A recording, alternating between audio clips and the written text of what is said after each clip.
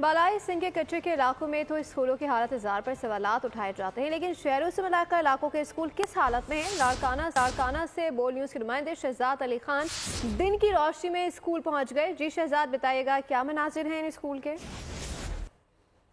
تعلیمی نظام پہ بات کی جائے تو بہت ساری اصلاحات کی ضرورت ہے۔ اس وقت بھی میں لاڑکانہ کے مشوری روڈ پہ موجود ہوں، جہاں سے صرف جو کہ لاڑکانہ شہر سے صرف 3 یا 4 کلومیٹر کے فاصلے پہ ہے، اور یہ تقریباً شہر سے کنیکٹڈ علاقہ ہے۔ اور یہاں پہ گورنمنٹ پرائمری اسکول ولیج مبارک میرانی جو ہے، یہاں پہ میں موجود ہوں۔ یہ میرے عقب میں اسکول کی عمارت جو ہے یہ کھنڈر کا منظر پیش کر رہی ہے۔ یہاں پہ ٹیچرز بھی اپوائنٹڈ ہیں، عملہ بھی اپوائنٹڈ ہے، لیکن علاقہ مکینوں کا کہنا ہے کہ یہ کھنڈر رہتا ہے اور یہاں پہ کوئی بھی جو ہے وہ آتا نہیں ہے۔ لیکن گورنمنٹ کے ریکارڈ میں یہ اسکول ہمیں بتایا گیا ہے کہ آپریشنل ہے، اور تمام تر جو تنخواہیں ہیں وہ بھی جاری ہیں۔ یہاں کے مقامی کچھ لوگ ہمارے ساتھ موجود ہیں، ان سے بات کرتے ہیں۔